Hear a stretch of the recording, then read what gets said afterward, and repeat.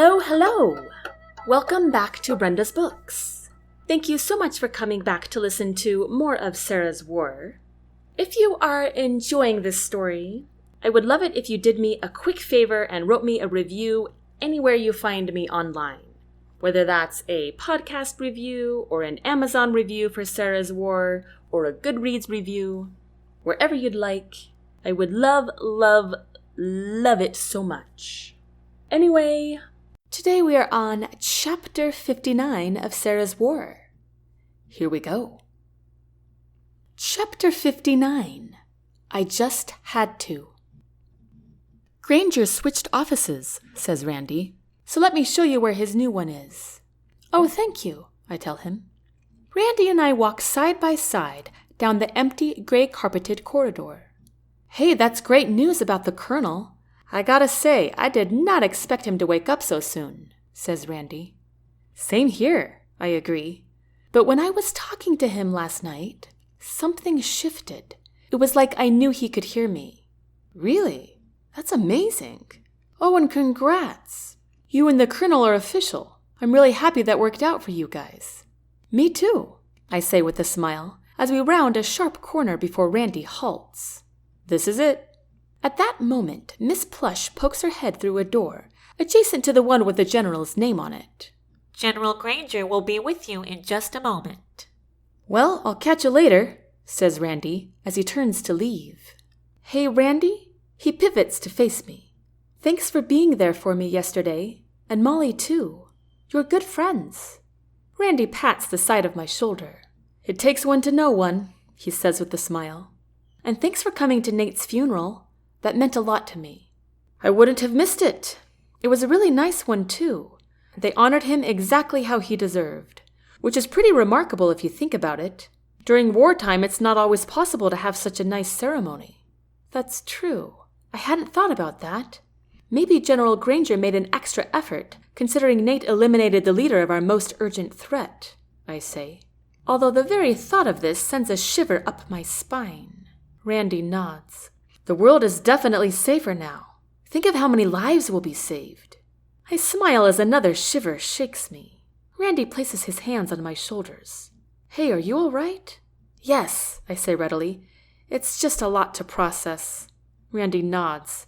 I hear you there. It's a good thing you're tough, he says, as he pats the side of my shoulder again. We give each other a small salute, and Randy disappears around the corner. I sit down in a crooked wooden chair outside Granger's office door. I'm not sure why the General was in such a hurry to see me, if he's going to make me wait another 15 minutes anyway. Typical. But eventually, Miss Plush clicks open her door just enough to poke her head through again. The General will see you now, Dr. Andrews. Thank you, I tell her, as I heave open the heavy door and slip into Granger's office. The new space is smaller. That's interesting. But it does have a larger window, and the General's awards appear more abundant as they hang closer together. Granger sits behind the same pine desk, but with a new red cushioned chair. And, true to himself, he doesn't look at me for a long moment as he finishes whatever he's doing with his pen. I glance around the room, searching for Ander. I find him sitting in a corner, in an identical cushioned chair, appearing very interested in his feet. He looks healthy, though, and is not handcuffed. The best news is that I feel absolutely no impatience at all. Finally, Granger's widowing forehead looks up at me. Dr. Andrews, you left the army base without permission. Seriously? I did this over a week ago, and he's just now getting around to telling me he disapproves? I did, sir, I admit, but for good reason. Granger tosses his pen, and it rolls over and off his desk. He leans back in his chair and stares at me. I know, he says quietly. You warned me the Colonel was in danger, and I didn't listen. I just never thought that horrible man. He pauses as his eyes shift to Ander. I never thought that Ame would ever tell the truth. I expect a reaction from Ander, but he sits still as a statue without a word. I wasn't sure either, General, I admit. But since it was Colonel Haskins, I didn't want to take a chance. Granger eyes me with suspicion. Yes, I should have known Haskins would be a very wanted man. And I hope I'm still wanted. I snap my head around to see Jack enter the room. shutting the door behind him. He's dressed in his ornamented dark green service uniform. It reminds me so much of the first time I met him that my heart speeds up to double its normal tempo. How did he transform from sickly patient to dashing man in a matter of minutes? I want to dart over and hug him, but also chastise him for leaving his fluids. I end up doing neither one. Jack doesn't move with his regular ease, but he holds his shoulders high and shoots me an apologetic smile. Granger leaps to his feet. "Jack, you're all right!" He takes a few long strides toward Jack as he looks to me and says, "I didn't know he was awake." Then he turns to Jack with outstretched arms. "You're all right!" "I am," Jack says with a refreshing smile. They embrace each other with 2 firm slaps on the back, as men do. Granger laughs with tears streaming down his face. I can't help but smile too. I've never seen Granger's endearing side.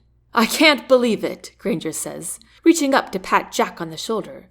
"It's a miracle. Isn't he a miracle?" Granger says to me. I smile and nod. "Absolutely, sir."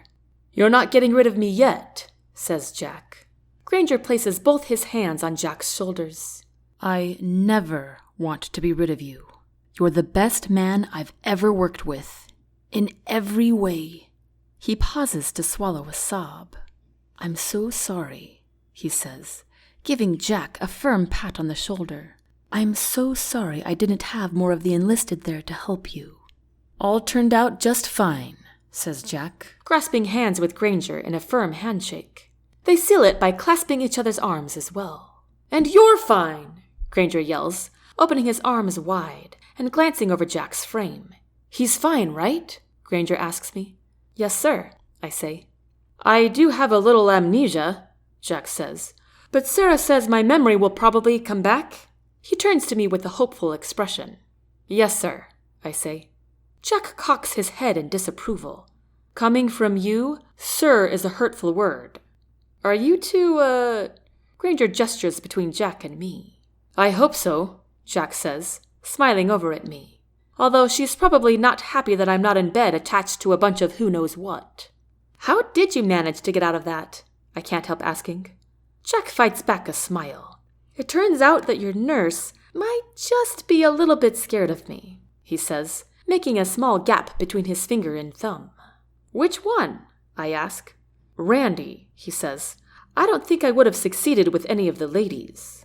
Granger laughs hard at that, like there's nothing funnier in the world. He slaps Jack on the back several times. Jack grins, but I can tell there's a grimace of pain behind it. "General Granger, you brought me here to talk to Ander, did you not?" I ask. "Oh, yes, I almost forgot. Come on up here, son," Granger says, motioning to Ander. The quiet boy stands. "May I speak to her now?" he asks. His accent isn't quite as pronounced as his father's. "Indeed," Granger says, gesturing to me with a long arm. Ander walks over to me with confidence. "Hello, Dr. Andrews." "Hello, Ander," I greet him. Jack walks to my side, playing the part of intimidating figure very well, along with his stoic expression, which seems to say, "If you touch her, I might wring your neck." Ander's confidence wavers just a moment. I reach for Jack's hand, which he takes in his. This gesture relaxes Ander just a bit. "I would like to tell you 3 things," he says very properly. He waits for me to respond. "All right," I say. "First of all, thank you so much for saving my life that day. That would have been an awful way to die." "Yes, it would have. I'm so glad you're all right.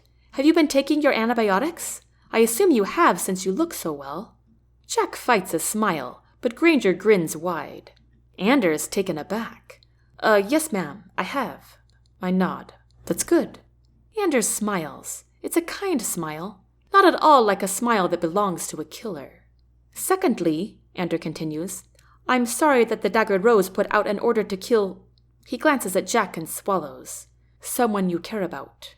Jack's expression lacks any emotion, but a chill leaps up my spine. "I don't see it as your fault," I tell him.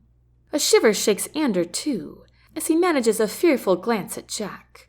"I'm sorry, sir," he says in a steady voice. "I appreciate that," Jack says. "And lastly," Ander says to me, "my father thought you might like to know that an American justice exonerated me from all charges the Daggered Rose are facing, since I am a minor, as you say. Also, He pauses to swallow. I was brought into the group against my will. Then he looks me right in the eye. My father never wanted me a part of it either, but he was forced to pay a debt to someone. I take a deep breath. Sounds complicated. Ander nods. And now I am free to go back to my Scandinavian home. Who will you live with? I ask. My mother, Ander replies. I've not seen her in many years. In fact, I thought I would never see her again. With that confession, Ander's eyes well up with tears. I'm happy for you, Ander, I tell him. The Daggered Rose were wrong about this country, you know. And they were wrong about you, too, he says to Jack. You seem like a good man. Jack clears his throat. You do, too. A shy smile bubbles up on Ander's face. Thank you, sir. And thank you, Dr. Andrews. I owe you one. You don't owe me anything, Ander. Just pay a good deed forward. Ander gives me a look that appears this thought is brand new to him. I will think on that. Thank you. He holds out a hand to me. I grasp it in a firm handshake. Good luck to you, Ander. I'm glad to know you. You as well, ma'am. He holds out a hand to Jack now. Jack firmly grasps it with one hard shake. Good luck, Ander. Get home safely. Jack and I make our way to the door, but Granger stops us. In 6 days' time, the base will be having a ceremony.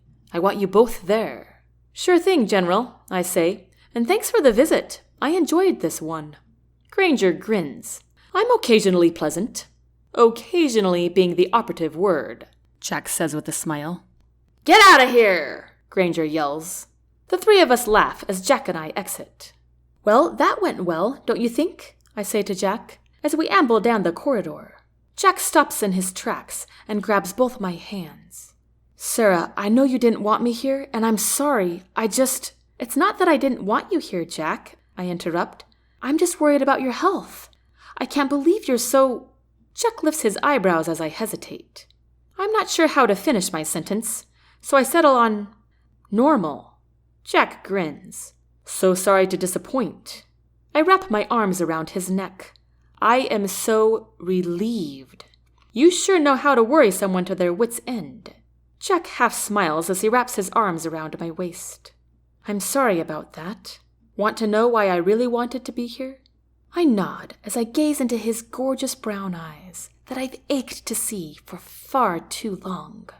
Last time I was with you, that I remember anyway, I felt completely helpless. I had just been... He pauses to swallow. Shot, among other things, I interject. Jack peers back at me with a concerned expression, as if my knowing what he went through was somehow worse than him going through it. Is there anyone else in the world who is this selfless? Don't worry about me, Jack. His eyes change from worry to surprise to awe to worry again. He bows his head and shakes it. You were there with a bunch of traitors who would most definitely kill you if they found out you were undercover, and I... His mouth forms into a hard line. I couldn't bear the thought. All I could do was lie there and pretend like I didn't know you and let you take care of me, all the while listening to that infernal... He pauses to grimace. Then he pulls his brow together with one hand. I rub my palm over his heart. You didn't need to do anything. I handled him. Jack shakes his bowed head. I know you did. That's not the point. My palm shifts to slow circles. What's the point? He looks up at me then. I thought I was going to die, and I couldn't bear the thought of leaving you there with them, not knowing what they would do if your cover was blown, and if I did anything to help you, I knew I would make it worse. Jack takes my moving hand in his and kisses it, then embraces me in an enormous Jack hug. He combs his fingers through my hair. I've never felt so helpless in my life, he whispers. It was awful, and even though I knew you weren't in the same kind of danger today, I just had to be here. I had to know for sure you'd be okay. Jack's heartbeat thumps rapidly against my ear. He tightens his gentle hold. I hope you understand, he whispers. I trace my fingers up his back. I do. We stand for a long moment like this, just feeling each other's breathing. Finally, Jack shifts to gaze at me with his gleaming eyes. He places his hands on either side of my face and slowly leans in to kiss me. Somehow, his lips seem softer and gentler and hungrier than ever before. When I pull away, he rests his head against mine. I'm already looking forward to that ceremony. I've got big plans for it, he says in a low voice. What kind of plans? I ask. Jack gives me a slow smile. The kind you'll love, I hope. And that concludes Chapter 59. I hope you enjoyed it, and I hope you come back next Thursday for the last and final chapter of Sara's War. And next week, I will announce when Season 3 will begin, and a little bit about that. I wish you all a very happy, healthy, safe week, and don't forget to tell all your friends about Lady Romance. Until next time, take care.